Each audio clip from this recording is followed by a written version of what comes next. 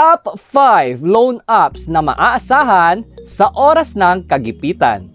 Number 1, Peso Loan. Ang Peso Loan ay operated by Masaganang Buhay Finance Philippines Corporation. Isa daw silang licensed financing company with a SEC registration at may certificate of authority. Nag-offer ang loan app na ito mula 1,000 pesos to 50,000 pesos. Mata-download ang loan app na ito sa Google Play Store at gaya ng ibang loan app, isang government ID lang yung kailangan at isang mobile number dahil magpapadala sila sa iyo ng OTP. Kukunin nila sa iyo ang iyong personal, work, emergency, and identity infos. May ibibigay naman sa inyong listahan ng mga valid IDs na pwedeng gamitin. Pag nasabit mo na lahat yung mga information, ay hihintayin mo lang yung iyong approved credit limit. Of course, as usual, gaya nga ng ibang loan app, ay yung mababang halaga lamang yung ibibigay nila sa inyo sa una. Fast approval siya. Mabilis mo ding makukuha yung money mo after sa iyong nakalink na bank account. Loan period ay mula sa 90 days to 180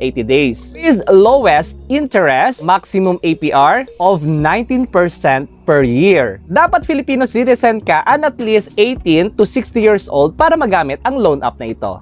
Number 2, Peso Buffet. Isa din ang Peso Buffet sa mga loan apps na magsasalba sa iyo sa oras ng kagipitan. At good news! Gaya ng mga ino-offer ng ibang loan apps, meron siyang 0% interest sa mga new users. I-download lamang ang app na ito sa Google Play Store at maghanda ng isang valid government ID. Ilang minuto lang naman tatagal ang registration. Fast approval din siya at makukuha mo agad yung money mo sa nakalink mong bank account. Meron daw itong mababang repayment fees at maraming repayment options. Meron itong transparent transaction and data safety protection. No collateral app required. Ang loan amount ay mula 2,000 pesos hanggang 10,000 pesos. At may loan terms na mula 180 days hanggang 365 days. Grabe, ang haba. Mahaba pa sa nasayang na relasyon nyo. Char! Maximum APR ay 10% at eligible sa pagkuha ng loan ay yung mga Filipino citizens at may edad na 18 years old pataas. Number 3, Mr. Cash. Isa itong another loan app na magsasalba sa iyo sa oras ng kagipitan. Pwede itong i-download sa Play Store. Wala lang akong idea kung pwede siya sa App Store. Pwede ka mag-loan sa app na ito mula 1,000 pesos hanggang 30,000 pesos. Pero syempre, kung first time mo pa lang, of course, yung credit limit mo ay mababa pa lang. With loan terms from 3 months to 6 months. May interest rate ito mula 0 hanggang 18% per year. Eligible na mag-loan yung mga Filipino citizens na may edad mula 18 years old to 60 years old. And of course, dapat may source of income ka or work. As usual, need nila ng isang valid government ID and phone number. Again, bago i-download yung app or anumang loan apps, check muna yung mga reviews at kung meron ba itong SEC registration and other legal documents.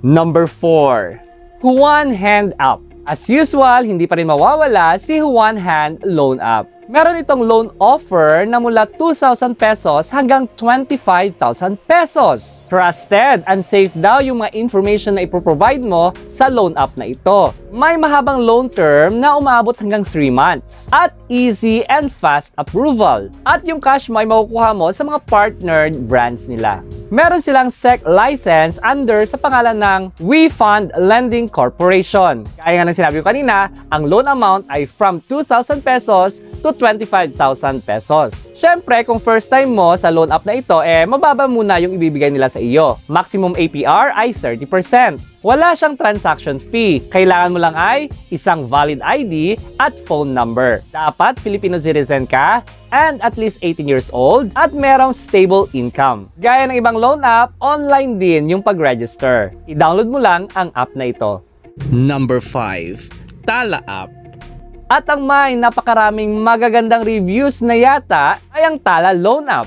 Isasalba ka nito sa oras ng kagipitan kapag na-download mo ang loan app na ito. Pwede ka mag-loan ng pera sa loan app na ito up to 25,000 pesos. Mabilis lang ang approval. May minimum rate na 5 pesos per day sa may credit limit na 1,000 pesos. Pagkatapos mo ma-download ang loan app na ito sa Play Store man or App Store, ay kumpletuhin lamang yung application sa loob lamang ng mga ilang minuto. At tumatanggap ito ng instant decision. Isang valid ID lang yung kailangan at phone number. Yung maganda sa loan app na ito, ikaw na mismo yung pipili ng araw kung kailan mo babayaran yung utang mo. Depende sa income mo or financial obligations. Basta magbayad ka lang ng tama at bago yung due date. At palaguin yung iyong credit limit hanggang 25,000 pesos. Mababa lang yung interest rate at perfect na perfect ito kung gipit na gipit ka na.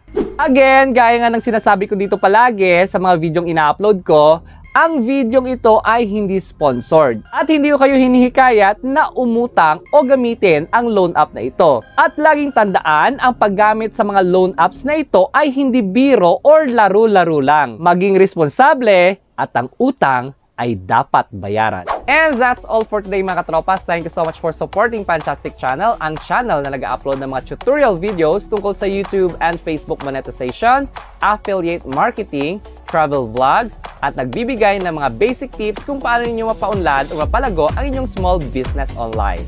Bye-bye!